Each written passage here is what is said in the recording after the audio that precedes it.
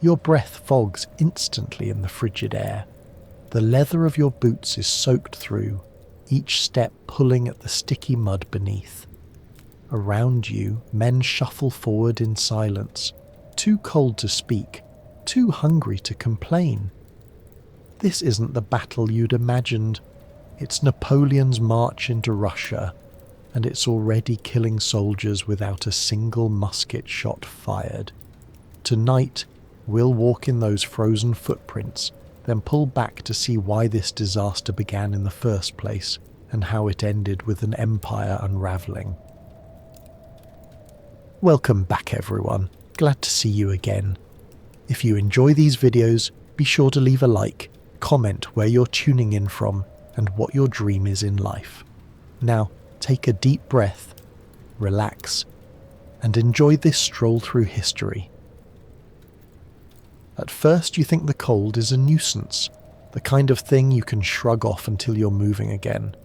But then the wind changes, cutting sideways, turning every gap in your coat into a funnel. The air bites harder than any enemy could. You look around for Russians and see none, just endless white, the horizon eating the sky. And that's when it starts to sink in. The real fight isn't with them at all. It's with this, the kind of cold that makes a musket feel heavier, that makes time hang still, that eats into you until you're moving slower without even noticing. One day it's just damp and uncomfortable. The next your coat stiffens before you've even finished morning roll call. A pale crust forms along the edges of the fabric, turning the creases hard. Your breath freezes on your moustache, and by midday it feels like wearing a mask carved from ice. You try to pull your gloves tighter, but your fingers are swelling inside them, clumsy and numb. When you hold your hands out in front of you, they move like they belong to someone else. That slow panic builds. These are the same hands you're supposed to load and fire a weapon with. What confuses you most is that this isn't some ragged little force out here. This is the biggest army Europe has ever seen. Columns stretching mile after mile, men speaking different languages but all marching under Napoleon's banner. You'd think someone in an army like that could find a way to keep feet dry, to stop water seeping in and freezing against skin. But no. You're splashing through half-melted snow all day and sleeping with damp rags wrapped around your ankles at night. The drums are silent, not for stealth, but because no one has the strength to play them. Another morning you wake to find everyone's faces lined with frost. The man beside you has ice hanging from his beard like a row of nails. When he pulls at his scarf, the fabric cracks instead of bends. Your own shirt feels stiff as a board, and the thought of stripping it off to change makes you want to retch. The fire you sat by last night did nothing but dry the surface. The damp inside is trapped, and now it's freezing all over again. You stop thinking about uniforms and start thinking about how to keep body parts attached. Back when you left, the rumour was this would be quick. We'd march in, win one good battle, and be home before winter even thought about showing up. That picture dissolves with every step. You see more men collapsing from exhaustion than from wounds. Some simply can't get up in the morning. There's no medical miracle, no heated tent. If you can't stand, you're done. We walk past them because stopping makes you just as much of a casualty. In the distance, the cannons sometimes boom, but there's no rush toward the sound. There's just the hiss and crunch of boots dragging through frost-hardened ruts. It gnaws at everyone long before we even see a proper battlefield. The cold robs energy, patience, even the will to keep formation. Officers shout to keep order, but their voices sound hollow over the empty fields. Jokes dry up first, then songs. Men stop looking at each other's faces. Maybe they're too afraid to see their own fear reflected back. Orders to prepare for battle draw groans instead of cheers. The thought of standing still for hours waiting to fight is worse than the fighting itself. There's nothing glorious about having the metal of your weapon freeze to your skin, and every morning it's a little worse. The sun doesn't rise so much as nod faintly above the horizon before disappearing again.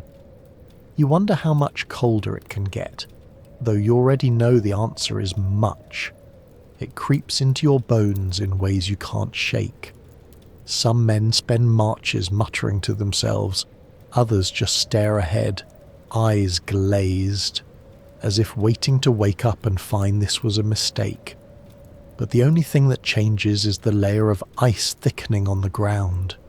Standing in this endless sheet of white, you can almost forget there's supposed to be a war happening. Carpet of snow mute the sound of men falling out from exhaustion. The enemy is somewhere ahead, burning their own land just to make sure you have nothing to take. But you almost don't care. Winning or losing feels like an afterthought, when keeping your fingers from snapping off is the main concern. At least in battle, you think, you can warm yourself by movement. Out here between villages, you're just freezing slowly and wondering when you'll stop caring enough to keep walking. Slowly it becomes impossible to focus on anything beyond the next hour. You stop remembering the names of the towns you pass. You stop caring about the maps the officers argue over. You watch your breath rise and drift, and you watch it again, as if that's all there is left to do. You start to understand that the battle you thought you came here to fight has already been replaced by another one. You can't see the enemy, but you feel it in every bone, every joint, every frozen stitch in your coat. You realize you're not planning for victory anymore, or for surviving the front line of some decisive clash.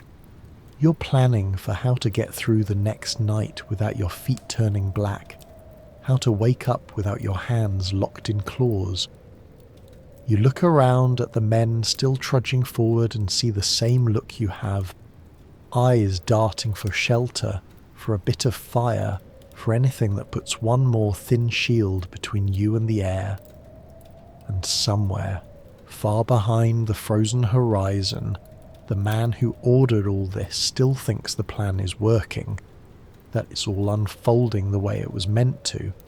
You haven't seen his maps, but you know they didn't picture this. Men losing to the weather before facing a single real charge. Whatever was supposed to happen in Russia, this wasn't it. And if you want to understand how the march turned into this nightmare, you need to see what he thought would happen. Because this misery wasn't just bad luck. It was baked into the plan from the start. Imagine the scene shifting from a grand hall lit by oil lamps to the wet churn of a track somewhere in present-day Belarus. Back there, Napoleon is standing over a table crowded with maps and markers, listening to his marshals talk about crossings, depots, and timetables. In here on the ground, you're just another set of aching feet in the mud, pushing forward because someone 100 miles away decided this was the moment to redraw the map of Europe. The gap between the image he sees and the one you're living could swallow whole armies. The reason you're even here traces back to a duel of stubbornness between empires. Napoleon wanted Russia locked into his economic war with Britain, the so-called continental system. On paper, it was simple. Cut Britain's trade, starve its economy, and win without having to land a single ship on its shores. Russia had agreed once upon a time, but the Tsar didn't like the costs. British goods kept sneaking in, and Russian nobles liked the profits better than the emperor's rules. To Napoleon, defiance like that couldn't stand.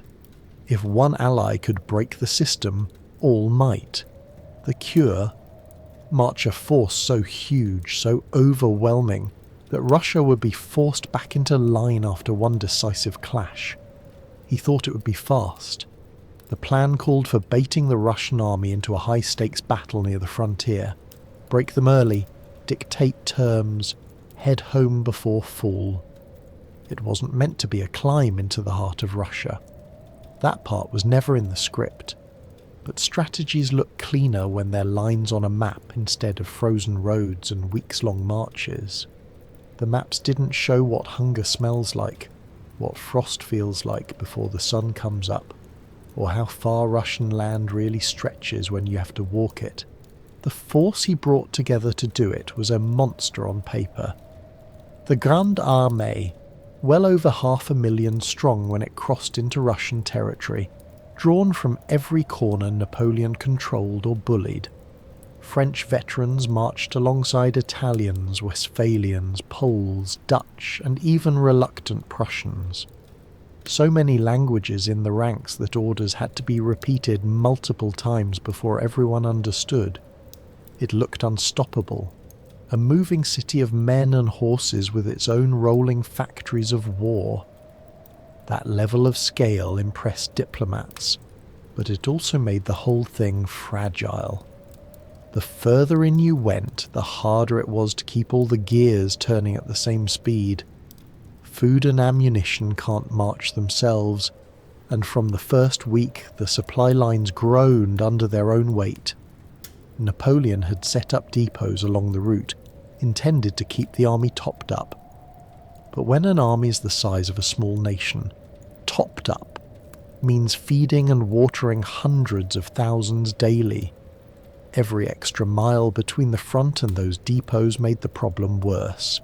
Wagons broke down, horses died, roads turned to mire after summer rains. While the emperor's table back west still had bread and warm wine, the men at the tip of the spear were already counting how many days' rations they had left. None of it accounted for the Russians doing something Napoleon considered unlikely, refusing to give battle and just walking away. Instead of defending towns and fields, they emptied them, burned crops, slaughtered their own livestock, and left behind nothing you could feed an army on. They fell back deeper into their own territory, drawing the French forward and leaving only ash in their wake. Each time French scouts thought they had the enemy cornered, they found another empty field or smouldering ruins. You couldn't fight them if they wouldn't stand, and you couldn't stop chasing without looking like you'd lost. On the maps, this kind of retreat looks like weakness. On these roads, it feels like you're being stalked by something you can't see. You keep expecting the big collision that ends it all, but days pass, then weeks. The lines Napoleon drew for the campaign's end date begin to stretch like old parchment. The supplies planned for a month in the field are burning away in half that time, and every extra step east is one you'll have to make west again, probably with fewer horses and worse weather. Even Napoleon's veterans knew deep down that armies had seasons. In the past, he played the calendar like a weapon, campaign in spring, finish before frost. Here, the season was slipping through his fingers, and still no crushing victory to show for it. Each night without battle meant another night of dwindling rations and mile upon mile between the men and home. The marshals could feel it. The soldiers could feel it, but the plan demanded they keep going. What you may not realize is how one assumption, that Russia would be forced to fight early, was welded to every other part of the plan. The size of the army, the location of the depots, the expectation of short-range logistics, all of it crumbled once the Russians simply wouldn't play along. A distance meant for 2 weeks of marching turned into months. Each new mile stretched the supply lines thinner until they snapped in places. The soldiers didn't need to see the Emperor's maps to know things were circling into trouble. They only had to look at what was, and wasn't, on their plates each night. When Napoleon set this in motion, He took the gamble, thinking the war was a matter of weeks. Instead, he found himself managing a force too huge to feed, chasing an enemy too stubborn to fight on his terms, across a country the sheer size of which crushed those carefully inked timetables into irrelevance. The grand design, drawn in that quiet room lit by lamps, translated into a slow, grinding march, where even the most disciplined troops frayed at the edges. Now that you've seen why you were sent into this, and how badly the reality twisted from the plan, you can take another step forward with the rest. Because the real cost of those assumptions shows itself not in the maps, but in the long, breaking days you're about to live. It's not the sound you'd expect from the biggest army in Europe. No triumphant music, no rhythmic pounding of drums to keep the pace. Just the wet slap of tens of thousands of boots sinking into mud, the sucking noise as they pull free, and the uneven wheeze of men trying to keep breath in their lungs. The line stretches far beyond what you can see, twisting over ridges and vanishing into low mist. Every so often there's a clatter, a musket slipping from frozen fingers, or a pack hitting the ground when someone stumbles. Nobody stops for long enough to help, not if they plan on catching up again. The day's march starts earlier than you'd think possible, dark enough that you can still see the faint glow of the cooking fires going out. The roll call muffled by scarves and numb lips. You shove whatever is left of your breakfast into your mouth, feeling the grit of old ash on hardened bread, and hoist your gear. Your musket digs into your shoulder where the strap has worn thin. On your back, a pack crammed with every scrap of clothing, maybe a blanket if you haven't traded it for food yet, plus cartridges and whatever rations you've kept from being stolen or spoiled. There's no gentle start. Someone shouts an order, and the long line shuffles forward. The weather doesn't have to be freezing to slow you down. Some days the morning starts clear, then clouds roll in with a rain that turns the road to a thick brown soup by noon. 1 hour it's dust sticking to your face, the next it's mud creeping up your boots. In the lowlands the roads dissolve into a glue-like mess. Wheels sink past the rims, horses strain, hooves disappearing in the muck before jerking free again. You push from behind until your shoulders ache, only to go 20 yards before the wagon sinks again.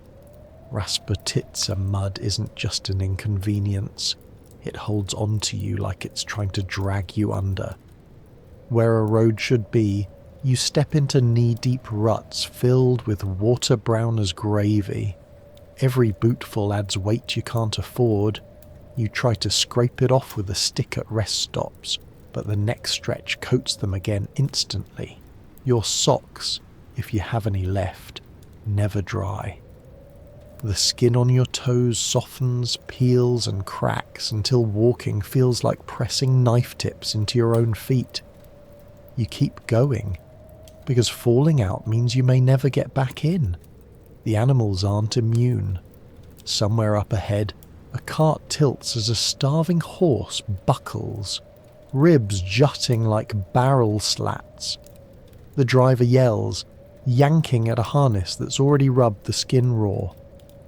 With one fewer wagon in the line, its load has to be spread across others, which sags the axles lower and makes the next breakdown come sooner. You pass horses already dead, half covered with old straw or snow depending on the week, surrounded by men hoping to salvage straps or steel pins from the wreckage. Meat's not out of the question either. A dead horse can mean full stomachs for a night. The march eats shoes alive. Leather soaked in rain day after day begins to split and the stitching gives way.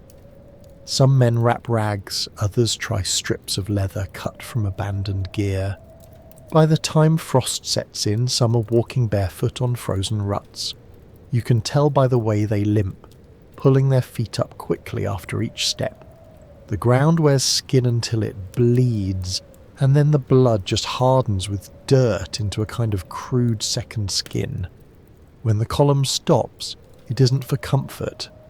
It's for some wagon still stuck back on the road behind you, or for word to come down about a new route. Men sit where they stand, squatting on their packs, catching whatever minutes they can before another surge forward. Most don't talk much. When they do, it's usually about food, where they last saw it, who they think has more than they're letting on, which farmhouses up ahead might still have animals hidden in the barns. There are moments of shared misery that almost pass for camaraderie, passing a skin of watered alcohol around, laughing at a story that's probably a lie but distracts for a moment, swapping socks or sharing extra rags for your feet with a man you've been marching alongside for weeks. But in between, desperation gnaws. If it comes down to saving your own skin or sharing, the choice can turn ugly. Taking from locals isn't just common, it's sometimes the only way to avoid collapsing. You come to expect slammed shutters and barred doors at the sight of your uniform. Every step teaches you that battles are only a fraction of the war. Fighting skill means nothing if you can't keep your body working long enough to reach the battlefield. The march grinds down the strong and the weak alike, stripping off layers of strength the same way the road strips the soles from your boots. You stop counting the days you've been walking. You think instead about how heavy your musket feels, how raw your shoulders are, and how many hours it's been since your last real mouthful of food. In the end, you realize survival here is about mastering the road, or at least not letting it break you before something else does. And if you're wondering why the hunger keeps coming back into the story, it's because the road and the empty fields are part of the same trap. The miles themselves wouldn't be as deadly if you could replace the food you burn walking them, but what you'll find ahead, more often than not, is not a village but its charred remains, and that's when marching turns into scavenging. How would you eat if every village ahead of you was nothing but a blackened shell by the time you arrived? You can smell them sometimes before you even reach them. The smoke still hanging in the air, fields smudged with soot where crops should be, the barns collapsed in on themselves. At first you think it's bad luck, but then you realize it's a pattern. And that's when you understand the Russians aren't running because they're scared. They're running so they can take everything useful with them. Whatever they can't carry, they destroy. They call it scorched earth. Carts roll ahead of their own army loaded with salvaged grain, tools and animals. Anything left behind is turned into ash. Fences are pulled down to burn in cooking fires. Wells are poisoned or filled with stones. Livestock that can't be moved is slaughtered and left to rot. Sometimes you walk into a village and find a few dogs gnawing what's left of a cow carcass. The smell is thick and foul, but you still glance at it longer than you should, wondering if you could pick anything edible off it. It isn't long before foraging turns into scavenging, and scavenging turns into desperation. One day it's a handful of grain pulled from a ditch. The next is boiling strips of leather from an old saddle and pretending it's soup. You chew for minutes just to break it down enough to swallow, and you drink whatever you can get. Ponds with dead fish floating on the surface, barrels with a sour stink that means mould, water scooped from tire ruts in the road, clouds of dirt still swirling in it. The smell alone makes you gag, but thirst is stronger than caution. Every now and then you hit what feels like treasure, something hidden the Russians missed. A chicken under a floorboard, a small keg tucked in a shed. But those finds are rare and dangerous. Jakob Walter, one of the men marching in these ranks, wrote about stumbling onto a cellar full of brandy. At first it felt like fortune. Men drank fast, trying to fill themselves with the heat of it, only to find that in wet cold, alcohol works against you. It blurs judgment, slows you down, and leaves you too weak to fight the freeze. Some never made it back up from the cellar that night. Food isn't the only thing you're hunting, you're also trying to avoid what comes with it. Every bite from an unknown source could carry more trouble than it's worth. Meat killed days before, bread already crawling with mold, vegetables gone soft. There's no fire hot enough to burn out everything living in it, and you don't always have the time or fuel to try. Typhus blooms where lice thrive, spread by every layer of filthy fabric we wear. Dysentery rattles through camp from water and food that never had a chance of being clean. When it hits, it knocks men flat. Strength drains fast. And on the road, losing strength is the same as signing your death notice. You start to see the signs everywhere. The man next to you squats by the ditch more often each day. Another walks bent, clutching his stomach between steps. Some can't keep anything down, not even water, and are left behind when they say they can't rise in the morning. There's no dramatic farewell, no nurse to sit beside them. Just a body face down in the weeds by the side of the road as the column pushes on. After a while you stop turning to look. The toll works differently than battle. A musket ball or a shell burst takes a man suddenly. Hunger and sickness take pieces from you over days. First the weight falls off your frame, then your cheeks sink in, then your pace slows until you're out of step with the others. By the time you're really in danger, you look the same as half the men around you. Some carry a shadow in their faces you recognize as what's coming next.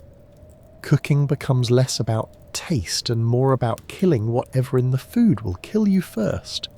You mix whatever you have into thin gruel, chewing slowly because you don't know when the next batch is coming.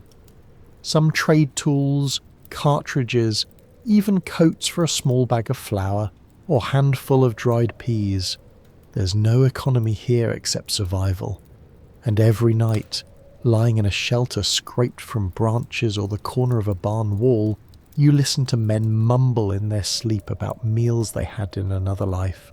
Roasts, warm bread, mugs of beer, always the same stories on a loop, like saying them might make them real again. The further you go, the more hollow that hope feels.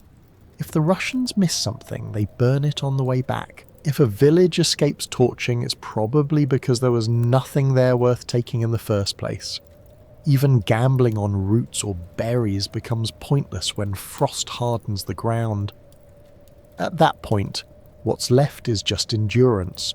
Stretching the last mouthfuls, tricking yourself that you're less hungry than you are, and forcing your legs to keep moving for no reason except if you stop, you won't start again. It becomes clear that hunger isn't just a problem. It's another front in the war, one you fight inside your own body every hour of the day, and it wins as often as any Russian soldier does. You don't write home about this kind of war. It's too slow, too miserable, too much about watching your friends disappear without even a grave to mark it. You think if you can just get to the big fight Napoleon's been promising, maybe the food will come with it. But when battle finally finds you, it pays in blood, not bread, and at Borodino, the appetite of war is so great it swallows men whole. On the morning of Borodino, the air is cool enough that your breath still shows, hanging in brief clouds before vanishing. The ground beneath your boots is firm, nothing like the mud you've dragged through for weeks. When you look out from your place in the line, the rows just keep going, stretching so far they seem to fade into the haze. It's quiet in a way that doesn't feel peaceful. Every man here knows that in a few hours, this field will look nothing like it does now. Horses stand uneasy, stamping at the dirt. Officers ride past slow, scanning faces. Whatever this day brings is going to drag every man in it down to his last ounce of strength. Borodino was supposed to be the battle Napoleon had been chasing since he crossed into Russia, the big clean victory he needed to end this campaign before the weather closed in. Instead, it became the single bloodiest day of the invasion. A butcher's field that swallowed whole brigades from both sides. From the first light of morning until exhaustion smothered the gun smoke that evening, it was nothing but destruction. The scale is hard to take in, not in numbers, but in the sheer amount of life you can feel leaving this ground hour by hour. It starts with the cannon fire. Not a few bursts, but a rolling thunder that shakes your chest every time one fires nearby. You can feel your teeth buzz from the impact. The Russians hit first, their artillery pounding at the French positions, answered instantly by our own batteries. The air between the armies fills with a constant scream, of shells arcing overhead, of splinters and shrapnel cutting through whatever they touch, of men. When there's a pause in firing, it isn't silence. It's the groans and shouts and the thudding of boots as units push forward through the smoke, trying to seize whatever high ground lies ahead. When the order comes to advance, you're fighting not just the enemy, but the terrain itself. Earthworks rise in front of you, trenches cut into the land, everything designed to slow you down while making you an easier target. Musket fire sweeps the lines, sending men tumbling in jerks you'll see again in your sleep. Bayonets flash as the distance closes. The fighting turns hand to hand almost instantly, bodies samming together, the sharp crack of steel hitting wood. The wet sounds nobody wants to describe, but every man here hears. There's no clean fight in a scrum like this. It's mud under your nails, someone else's breath in your face and the strain in your arms as you push forward, because stopping even for a moment would get you crushed in place. Every position taken costs more than the one before it. The village of Borodino itself is small, but every yard is fought over like it's the key to the whole war. You see men collapse into the dirt carrying flags. Others scramble over them without a glance because there's no time to stop. Officers shout orders through the noise, trying to keep formation, but half their men can't hear them over the barrage. The smoke makes eyes sting and water so badly you start blinking without choice, losing seconds you can't spare. Above it all, the guns keep hammering away, desperate to break whatever line is holding on in the haze ahead.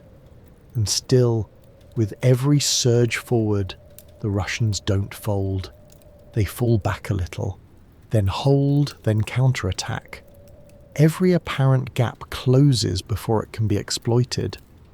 Napoleon has reserves, the Imperial Guard, the elite, his last hammer blow, but he never orders them in fully. Maybe it's caution, maybe it's thinking the Russians were already close to breaking, maybe it's saving them for Moscow. You don't know from where you stand. All you see is wave after wave wearing itself down against positions that just won't give way. By nightfall, the field is unrecognizable. Smoke covers the horizon. The ground is carved up with shell holes, littered with broken cannon wheels, pieces of harness, and the still forms of men and horses alike. You walk among them not because you want to, but because they're simply in the way. Somewhere up the chain of command, someone declares it a French victory. The Russians withdraw during the night, leaving Borodino behind. But they are not shattered. Their army is still intact, still organized, still dangerous. You can feel it in the way the withdrawal isn't a scramble, but a steady march east. For the men who survived the day, there's no cheer, no celebration. You think of how much was spent here in blood, and what was bought in return, a smoking, empty village, and the chance to keep walking deeper into a country already stripping itself bare ahead of you. You start the morning believing this might be the fight to end the campaign, and end it staring into the dark with the taste of powder and dirt still in your teeth, knowing the war is nowhere near over. The crack in morale isn't from fear, you're already used to that, but from realizing that all this effort, all the lives lost, brought you no closer to going home. If anything, it dragged you further into a place that's been killing men without needing a single bullet. Officers keep the ranks tight, keep the column moving, but the energy is gone from the march. Everyone knows that victory here means packing up the next day and heading toward another fight no one wants. As the column forms again after Borodino, the road ahead seems eerily open. With the Russians moving back, the path to Moscow lies clear before you. But there's no rush in your step, no relief in your chest. Because if the last few months have taught you anything, it's that nothing in this country comes without a cost, and whatever Moscow has to offer, it's not going to be what the Emperor promised when you started this march. You enter Moscow expecting noise. You expect carts in the streets, people calling out some sign of life after weeks of ruin. Instead, you walk in under a sky thick with smoke. It's not the cooking fires you were hoping for, it's whole blocks going up. The city is silent except for the faint crackle of burning rooftops and the dull thud of walls collapsing in on themselves. Whatever you pictured Moscow being, this isn't it. No markets, no storehouses, no cheering crowds. Just a corpse of a city, already being stripped bare by fire. The men in your unit don't understand at first. You think maybe this is one neighbourhood, maybe the rest of the city still stands, but you push deeper and find it's the same street after street.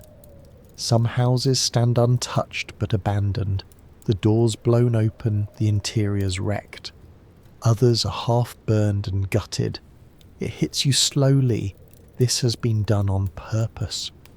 Count Rostopchin, the governor, emptied the city before you ever saw it. People gone, supplies gone.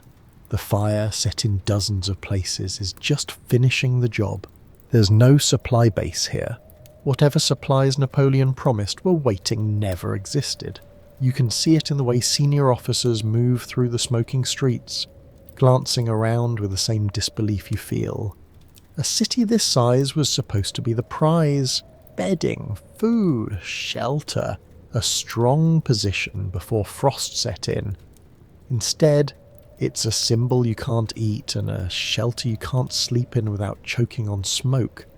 And the further you look, the worse it gets. Storehouses stand empty or in ashes, wells are fouled, even the grand buildings offer nothing but cold stone floors. The fires spread fast.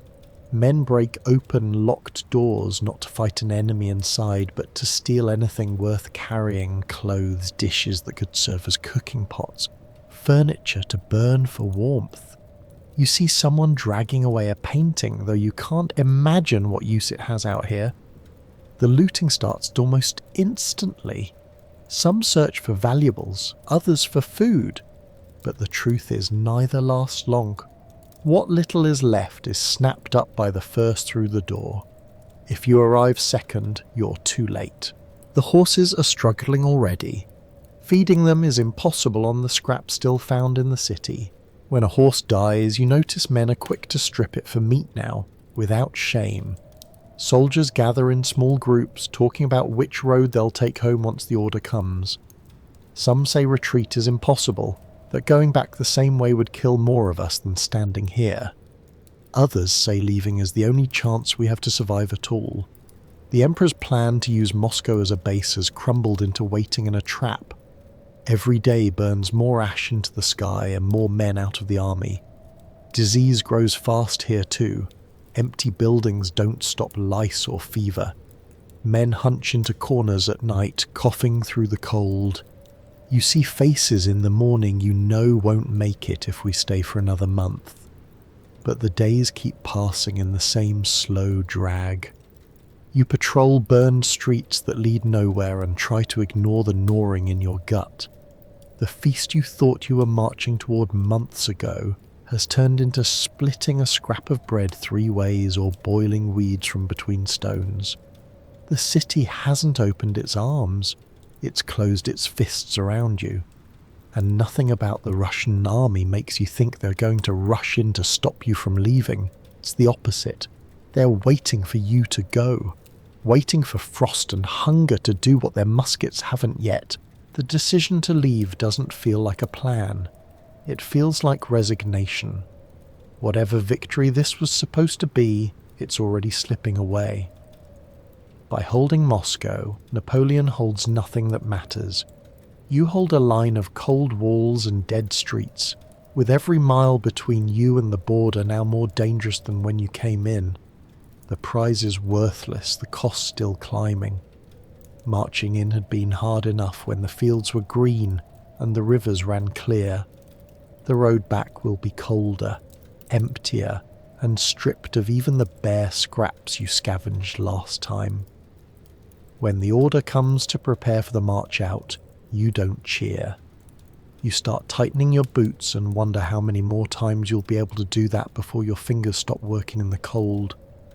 You look at the empty packs around you and remember what they weighed when you first set off. Now the weight will come from the air, from the frost on your coat, from the miles ahead with nothing to eat and no shelter worth finding. Leaving Moscow doesn't feel like ending a chapter. It feels like stepping into the same page, but colder and darker this time. The Russians have had weeks to strip the land ahead even further, and the weather has a head start now. The streets you marched down to claim this place are the same you'll walk to leave. Only now the faces beside you are thinner, the steps slower, and the horizon ahead holds nothing but ice. The first days of frostbite don't feel dramatic. At first it's just your fingers not bending quite right when you try to tighten a strap. Your ears start aching under your hat, and the skin feels stiff when you touch it. Then the breath you've been blowing into your scarf all morning turns into ice, crusting into a stiff ring around your mouth. The air doesn't just sting when you breathe in, it scrapes. You push your hands deeper into your coat, but the cold finds a way through every seam and stitch. And this is just the beginning of the march back. Only now you're walking in reverse. Moscow is behind you, but the same roads are ahead. Only they're colder, emptier, stripped bare twice over. You're lighter now, though not in the way you'd want to be. Fewer horses, fewer wagons, fewer men. The silence of retreat feels heavier than anything. It's broken only by the distant crack of gunfire when Cossacks swing in from the flanks. These riders don't come in huge numbers. They don't have to. They slash at stragglers, pick off anyone who's fallen behind, and then vanish again into the frozen haze. You watch their work from inside the column, realizing how quickly you could be next. The partisans are worse because you never see them coming. A bridge is gone when you reach it, rails ripped from the road, the trace of sled runners cut into the snow, and nothing else. Villages that looked empty on the way in are empty again now, but the silence feels different. You can sense eyes on you, not from soldiers in uniform, but people who know the land better than any mapmaker. When they take shots at the march, it's quick, precise, and over before anyone can react. Supplies vanish from unattended sleds. Every missing pound of food now is a step closer to not waking up tomorrow. The march slows with every frozen mile, and with it the odds of survival. The Berezina River is where those odds start to look nearly impossible. When you finally see it, the water is edged with ice, but not frozen solid enough to walk across. On the far side, Russian forces are waiting for you. On this side, winter is waiting behind your heels. There's no solid bridge left, either destroyed by the Russians or gone with the floods, and every hour you stand here, the enemy tightens the net. Napoleon can't fight his way past both blocks at the same time, so a plan takes shape to fool the trap. Diversion parties make a show of preparing crossings at other points upstream, complete with fake construction to draw Russian attention. Meanwhile, the real work starts just outside the enemy's line of sight. The men chosen to build the bridge have no luxury of waiting for better conditions. They wade into the freezing river, hammering pilings into the muck, water climbing to their chests in places.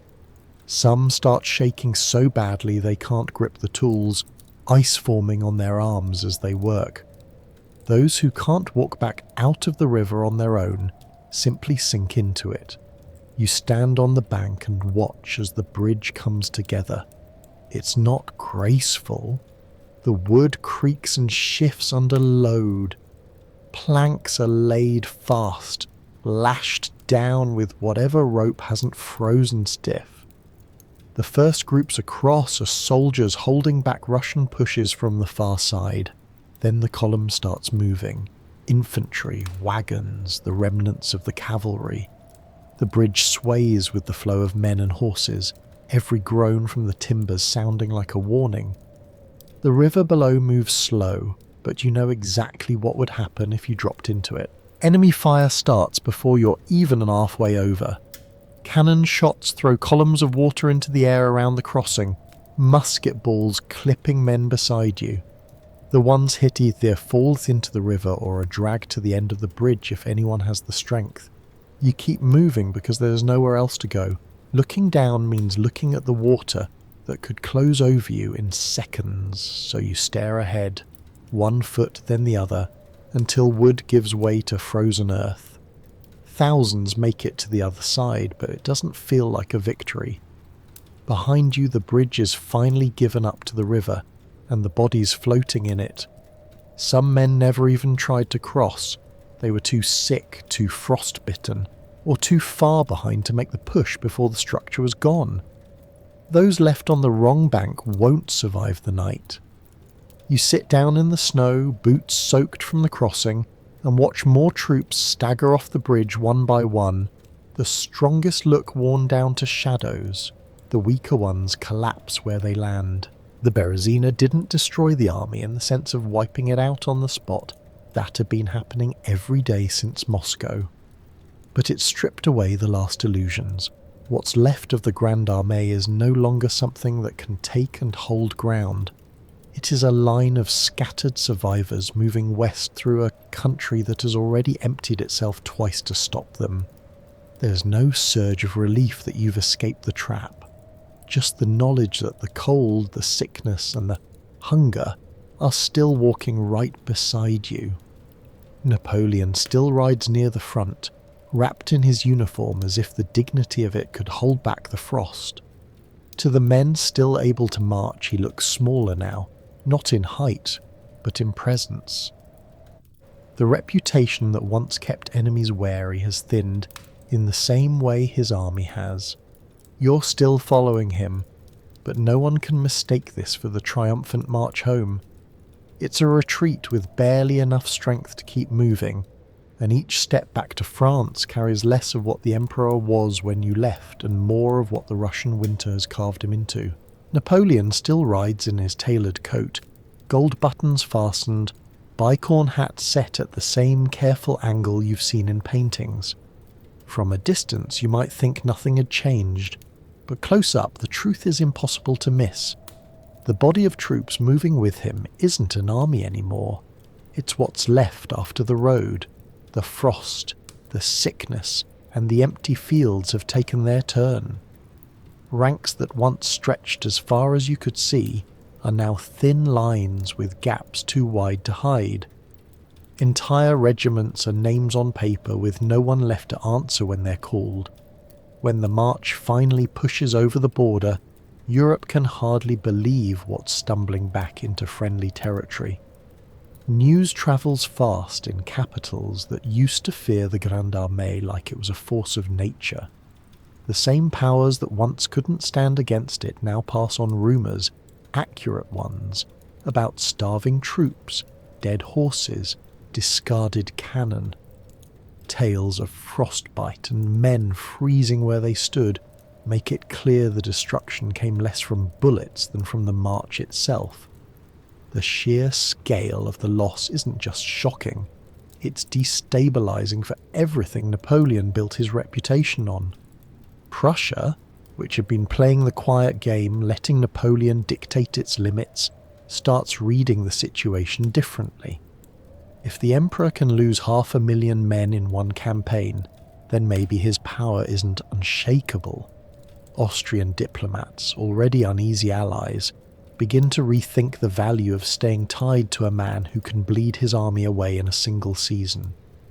Even Britain, across the water and supposedly kept in check by the continental system, finds reason to push harder on its mainland allies. One campaign's disasters change the balance without a single treaty being signed. You don't need a war council to understand why.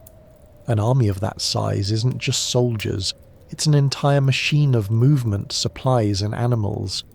In Russia, the machine was ripped apart one gear at a time. The retreat didn't just cost Napoleon the men who froze or starved before making it home. It cost the horses that pulled his cannon, the wagons that carried his ammunition, the tools his engineers used to move rivers out of their way. None of that is easily replaced, especially when the winter you just survived now has to be faced again by the workers and farmers asked to rebuild it all. And the men who did crawl out the other side? Not exactly ready for another fight. Some march home with injuries that will never heal right, joints that lock up in the cold, lungs that wheeze from weeks of smoke and frost. Others are walking ghosts thin as fence rails, haunted by the faces of those who didn't make it back. This isn't the kind of army you turn around and send straight into Germany to prove a point. It's one held together with what's left of its boots, and whatever loyalty hasn't been burned away. Still, Napoleon tries to project the same image. Public appearances show him with the same steady gaze, the same measured voice, as though holding the uniform together in public can hold the empire together in the field. Orders go out for new levies, for fresh troops to fill the gaps. But even those who answer the call have the shadow of Russia in the back of their minds. Replacements aren't the same as veterans who fought through a dozen campaigns for him. They aren't bound to him by years of victory. And the allies he once swept along with his momentum are now weighing how much longer they want to follow. In 1813, the war will start again, but it won't be the same. The loss in Russia means starting smaller, starting without the endless supply of horses and artillery that once gave him an edge. It means relying on men who haven't marched under him before, in battles against enemies who now know he isn't untouchable. The idea that Napoleon can win anywhere, in any season, against any enemy, that's gone. Everyone saw what the winter did. Everyone saw what distance and time can do to even the biggest army in the world. From inside the column, none of this is a surprise. You saw it unravel mile after mile. You saw the cold strip away the numbers and the food until there was nothing left to march with but stubbornness.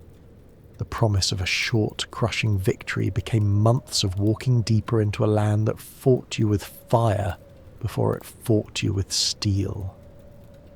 Then the walk back came, and that same land gave no mercy, only ice.